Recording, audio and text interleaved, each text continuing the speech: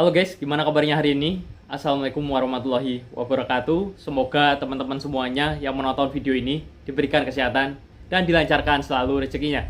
Amin amin ya robbal alamin. Nah ini guys, kita akan bahas video terbaru ya, yaitu pabrik BYD yang ada di Subang yang katanya bakalan menjadi pabrik mobil listrik terbesar se-Asia Tenggara.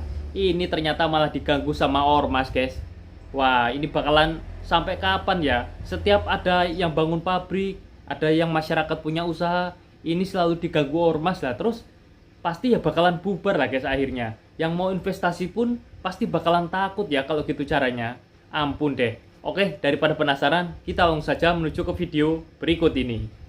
Tak takut ancaman pembunuhan, Deddy Mulyadi pastikan tetap belusukan rakyat Jabar melindungi saya. Ah, pelokwe tema jelema anu ngancam nanya. Aya anu diharapkeun aya pemimpin anu nyaheun ka rakyat, ari geus aya pemimpin anu nyaheun ka rakyat kakarek dikojoran. Tapi menurut urang ancaman untuk Deddy Mulyadi adalah ancaman untuk warga Jawa Barat. Oke, bener tuh, satu juta. Sampai dah tuh Kami menyerahkan kewenangan kepada aparat penegak hukum dan alat negara untuk langsung melakukan tindakan tegas pembentukan Satgas Pemberantasan Premanisme Kota Bandung menjadi bukti nyata komitmen kita bersama untuk berperan aktif dalam pemberantasan premanisme. Kirimin kembang rekayasa semua hanya untuk demi kepentingan tangkap seorang Hercules untuk supaya bisa dapat pangkat seorang Kombes Hengki Haryadi Kombes Hengki Haryadi gua ingat aku sama dia pribadi bukan institusi Polri tapi Kombes Hengki pribadi dia. Kami dua ketemu di akhirat atau di neraka, di surga atau di neraka. Karena dia sombong, dia belagu, dia tuduh saya penjahat, kriminal, residivis. Ya Allah, saya belum pernah ada catatan merah di aparat penegak hukum. Dari Pospol, Polsek, Polres, sampai ke Polda, Mabes Polri. Belum pernah saya dihukum. Menurut kawan-kawan, kenapa ormas di Indonesia ini semakin merajalela? Kenapa? Kenapa tidak ada lagi takut ormas berbuat onar, memeras-meras masyarakat, mengganggu usaha orang, mengintimidasi, bahkan melawan penegak hukum? Kenapa? Apa karena memang ormas ini peliharaan pejabat negara ini? Nah, bisa jadi. Apakah memang ormas ini bagian dari elit negara ini? Karena kalau kita lihat memang foto-foto mereka selalu ada, kalau tidak petinggi aparat, ya pejabat-pejabat pemerintah berfoto dengan ketua-ketua ormas. Jadi mereka merasa kebal hukum atau mereka merasa dipelihara. Makanya mereka bebas melakukan tindakan kriminal kepada masyarakat. Bahkan mengganggu usaha masyarakat jika tidak nyetor. Aneh kan? Ini membuktikan bahwa ormas sudah tidak ada lagi takutnya kepada penegak hukum, kepolisian. 3 mobil polisi dirusak ormas di Depok. Ini menunjukkan bahwa marwah polisi tidak ada lagi. Ya wajar sih, marwah polisi tidak ada lagi karena melihat kasus-kasus yang terjadi di negara ini yang dilakukan oleh anggota polisi ya. Polisi udah kehilangan kepercayaan. Benar. Tapi aneh sih. Aneh. Sekaliber Polri dilawan oleh ormas, tapi Kapolri tidak bersuara keras. Mendagri tidak bersuara keras. Presiden tidak bersuara keras. Harusnya kalau udah seperti ini, harusnya ormas sudah bisa dibubarkan. Sudah meresahkan masyarakat, melawan penegak hukum, tapi pemerintah kita tidak ada bersuara keras untuk membubarkan ormas atau memenjarakan para pelakunya dengan seberat-beratnya. Tapi giliran nanti ketika ada masyarakat demo menuntut keadilan ataupun demo atas penjoliman yang dilakukan oleh orang kaya kepada seorang warga ataupun kelompok masyarakat, contohnya tanahnya dirampas, kalah sengketa dengan orang kaya, rumahnya diambil mafia tanah. Yang lucunya polisi datang menemani mafia-mafia tanah ini bersenjata lengkap, full power, bahkan bisa sampai 3 truk, 4 truk dengan alasan kami hanya menjalankan hukum, kami hanya menjalankan putusan pengadilan. Padahal di depan mata kalian, para polisi, di depan mata kalian, ada warga menjerit-jerit menangis sambil menunjukkan sertifikat tanahnya. Tapi kalian malah mengancam warga itu jika melawan berarti menghalang-halangi petugas melakukan tindakan hukum, melakukan proses eksekusi sesuai dengan keputusan hukum. Aneh kan? Ketika masyarakat biasa melawan karena haknya dirampas, kalian mengatakan jangan melawan penegak hukum. Jangan melawan penegak hukum. Tapi giliran ada ormas yang melawan penegak hukum, bahkan merusak inventaris penegak hukum, bahkan melukai polisi, kalian diam. Aneh kan? Berarti polisi Republik Indonesia hanya berani kepada rakyat kecil. Tapi bener loh guys, yang dibilang abang ini barusan. Nah terus, sebelum video ini ya, tadi ada video baru ini loh guys. Masa iya, seorang kombes Hengki Haryadi ini malah dimaki-maki sama ormas Grip guys. Masa iya yang kayak gini mau dilindungi ya sama pemerintah? Ya lagian harusnya pemerintah jangan mau kalah dong sama ormas. Nah terus ini baru sekarang ya, sejarah mencatat seorang kombes dimaki-maki oleh seorang Hercules ormas Grip guys. Gimana menurut kalian? Tulis di kolom komentar ya guys. Oke, kita lanjut lagi videonya. Pabrik BYD di Subang yang katanya bakal jadi pabrik mobil listrik terbesar se-Asia Tenggara malah diganggu ormas guys. Please Nah, deh, ini ini serius. Mau sampai kapan sih pabrik Sampai dan kapan usaha nih di kira-kira? Indonesia bubar cuma gara-gara ulah ormas? Ini harus diusut tuntas. Gini, baru-baru ini proyek pabrik BYD yang nilainya 11,7 triliun diganggu sama oknum ormas yang maksa minta duit atau minta dilibatkan. Ini bukan ormas namanya, ini premanisme. Parahnya lagi, ini bisa bikin investor asing mikir Preman dua ini kali namanya. buat masuk ke Indonesia. Wakil Ketua MPR, BKPM, sampai Muldoko udah angkat suara. Mereka udah bilang bakal tindak tegas. Kalau enggak, nama Indonesia sebagai negara ramah investasi bakal rusak. Dan bukan cuma pabrik BYD yang kena, tapi masa depan ekonomi kita juga ikut taruhan. Untungnya BYD tetap komit. Mereka lanjut bangun dan targetnya awal 2026 udah jalan. Tapi tetap, masalah ini nggak boleh dibiarkan. Ini soal harga diri negara juga. Jangan sampai ekonomi kita dikacauin sama oknum-oknum yang merusak kepercayaan dunia. Pabrik BYD di Subang diacak-acak sama ormas. Nah, ormas tuh besok-besok paling bakal bilang apa sih? Bakal bilang usir aja tuh orang asing. Oke, kita usir BYD. Terus BYD nanti buka pabriknya di mana? Misalnya di Vietnam. Nah, terus di Vietnam akhirnya dia bikin tenaga kerja, lapangan kerja. Ratusan ribu orang yang nganggur di sana jadi punya kerja. Kalau di Indonesia mah nganggur tetap nganggur aja. Terus tenaga-tenaga asing yang dari asalnya BYD kan dari Cina ya. Dari negara asalnya juga pasti datang lah ke Vietnam. Nah, tiap hari dia bakal makan nasi, makan tempe bacem, bakal minum es degan, es cendol, terus bakal beli sabun, beli sampo. Itu semua kan uang dari negara asalnya yang dikeluarin di Vietnam, bukan di Indonesia tapi ya. Nah, terus sudah jadi nih mobilnya. Terus diekspor lah sama Vietnam ke Indonesia. Indonesia nggak dapat apa-apa, Indonesia cuma belanja aja, ngeluarin duit aja. Habis itu ntar ormasnya bilang apa? Wah, ini diproduksi nggak di Indonesia, produksinya di Vietnam, ngapain jual di sini, dilarang aja. Nah, serba susah jadi orang asing ya. Ayo, kita sharing-sharing di kolom komentar, share ke teman-teman. Siapaan Pak? Ini seluruh areal ini mau kita bongkar Pak. Ini kan tanah negara kan? Ini kan tanahnya tanah PUPR. Tol. Ini areal ini bongkar Pak. Hari ini kita bongkar. Nanti saya gimana Pak? Ya terserah Bapak. Dulu Bapak ngasih izin ke siapa?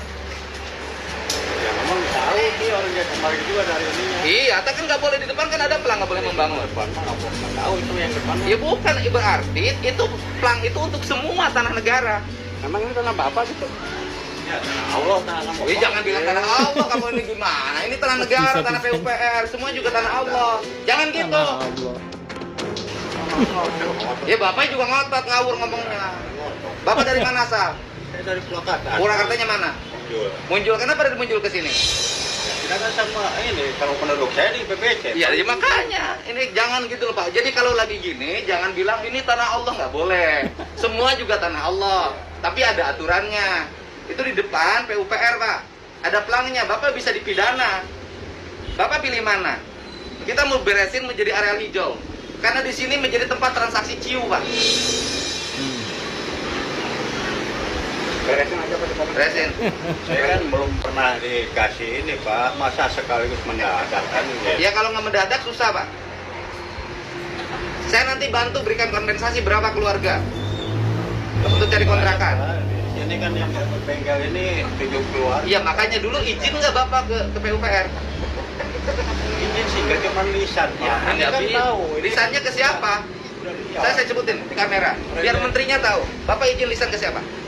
Izin lisan kan Ke? ada orang jasa marga ke sini. Siapa namanya? Pak. Ya nggak tahu lah dari mana. Namanya nggak tahu. Ke RT RW izin nggak? Ke kelurahan izin nggak? Tahu. Izin nggak? Ya. Ada tertulis nggak? Nggak ada. Ayo udah. Masuk jasa marga kita Udah. lama.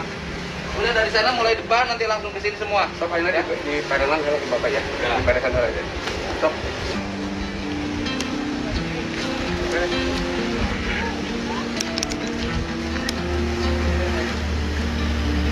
Bengkel.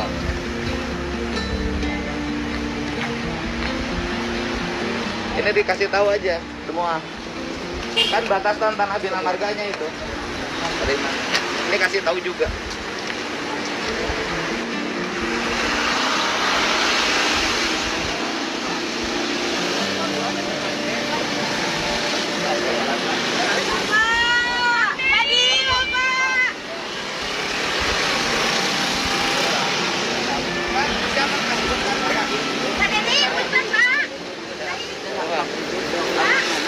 Oh, sesawian. Awan mana kumaha? Nate kapungkur maning teh kadiosanan Musyrik kafir. Dari warung ate tadi bongkar mal. Ibu, tanahnya tanah negara sanes. Mun nanti mau orang di asli berapa ini nakak. Mungkin diatur heula upami warung-warung, ibu bongkar dulu. Nanti kita tata bangunannya. Kalau yang warung-warung. Ya. Tapi kalau bangunan-bangunan kayak gitu nggak ada toleransi. Ya, ibu bongkar dulu. Nanti ikutin kita. Pasti kita bantu kalau yang baik-baik ya. Sami-sami. Dia minta maaf katanya dulu suka salah sangka sama saya. Nggak apa-apa. Ya. Ya, siap. Sami-sami. Ya, nuhun.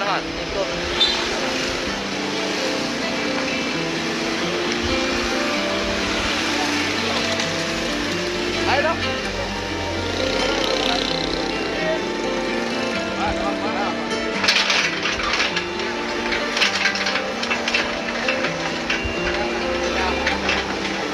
Jahat apa? Gak bisa Pak. Saya dari malam minta Bapak untuk ngeluarin barang. Sampai sekarang enggak. Tapi kan malam Pak ada orang mudik. Sampai sekarang adik Bapak mana nggak datang ke sini? Ya, sekarang datang ya kan. Harusnya kan jam 6 pagi saya bilang. Nggak bisa nggak ada tawar menawar. Bapak kalau gugat saya. Ya udah. Saya mah cuma mau. Ya udah nggak kita bareng sama petugas kita diangkutin keluar, ya? Ya di dalam gini kan Pak. Nggak ada pengurus di sini. Bapak jualan itu juga nggak toleran sama kita. Saya kan bukan yang jualan. Tapi Bapak membiarkan tempatnya dipakai. Ya, emang benar. Udah, Bapak nggak ada toleransi pada anak muda sini keracunan dan saya tidak akan toleransi sama Bapak. Saya cuma hanya minta. Nggak ada. Kita bantu, nggak ada. Kita bantu keluarin barangnya. Nggak ada, bantuin.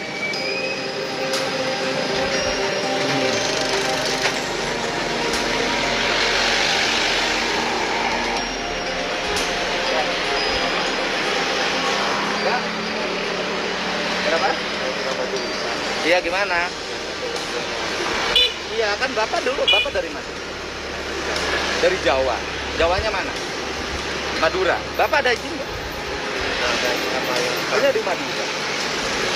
Soalnya udah Bukan. Bapak pernah berizin nggak? Ada tertulis penggunaan tanahnya? Nggak ada. Bapak punya rumah. Bukan. Bapak punya rumah. Ada orang masuk ke rumah Bapak nggak bilang. Boleh? Bapak tahu nggak ini tempat apa? Transaksi penjualan obat-obatan. Ya sama aja satu areal ini.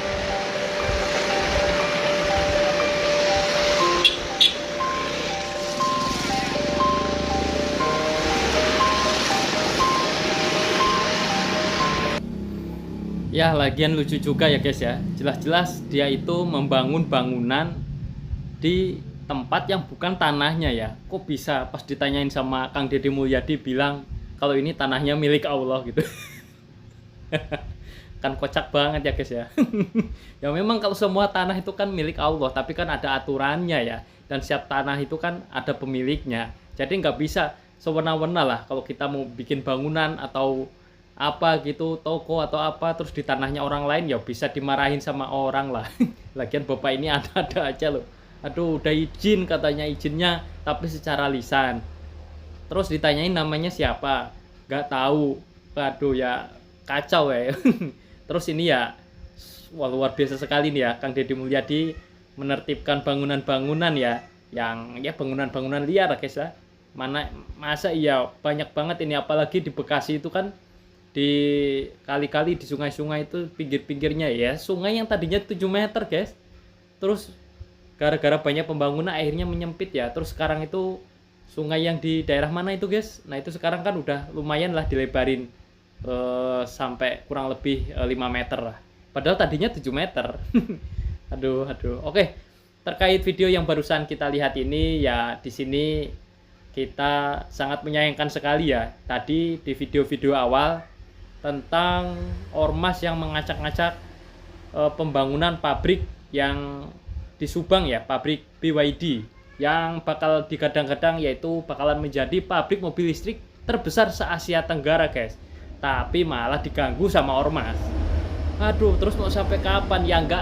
Nggak usah ngomongin yang itu ya, kita ngomongin yang paling kecil yang ada sekitar kita aja ya. Contohnya guys, di tempat saya ya, ada tetangga saya yang sedang jualan es teh jumbo. Nah itu menurut beliau itu setiap bulan gitu ya ada aja ya yang minta uang keamanan gitu. Jadi ya udah nggak aneh lagi lah, ada yang minta uang keamanan lah. Masalahnya apa? Kalau kita nggak ngasih uang keamanan sama dia itu, akhirnya usaha kita nanti bakalan diganggu guys. Kita nggak bakalan nyaman lah. Ya yang ganggu ya mereka itu sih sebenarnya. Nah jadi gitu guys ya, terus gimana? Mau sampai kapan gitu loh kayak gini terus? Ya harusnya ini pemerintah jangan mau kalah sama ormas. Kalau kayak gini terus ya kita sebagai masyarakat ya bingung juga ya guys ya. Kita mau renovasi rumah, ada yang datang ke tempat kita minta uang keamanan lah, ke apalah. Terus kita mau punya usaha, ya ada aja yang mintain. Terus ada pabrik, mau bikin pabrik di Indonesia, ada aja yang ganggu lah. Terus ya jadi pertanyaan sampai kapan gitu loh kayak gini terus. Ya ini memang sangat disayangkan sekali ya guys ya. Ya kita doakan terus, mudah-mudahan ini kedepannya nggak ada lagi lah ya yang seperti ini. Jadi ya ini sebagai harga diri Indonesia juga ya guys ya. Jadi jangan sampai lah, Indonesia ini kan sangat ibaratnya sangat ramah ya terhadap investor. Jangan sampai ada investor yang ingin investasi di Indonesia ini malah jadi nggak jadi, akhirnya dia kabur ke contohnya ke Filipina atau ke negara lain ya, gara-gara di Indonesia ini takut karena banyak ormas ya guys. Mungkin gitu aja ya untuk video di kesempatan kali ini. Oke teman-teman semuanya, gimana pendapat kalian setelah menonton video barusan? Silahkan ya, jika ada pendapat dan komentar langsung saja tulis ke kolom komentar. Dan jangan lupa tekan tombol like dan subscribe agar teman-teman tidak ketinggalan video-video terbaru khususnya masih tentang Kang Deddy Mulyadi. Terima kasih teman-teman yang sudah menonton video ini. Saya pamit undur diri, apabila ada salah kata dari saya mohon dimaafkan. Wabillahi taufik wal hidayah. Wassalamualaikum warahmatullahi wabarakatuh. Terima kasih ya teman-teman sudah menonton video ini dan nantikan video terbaru dari kami selanjutnya.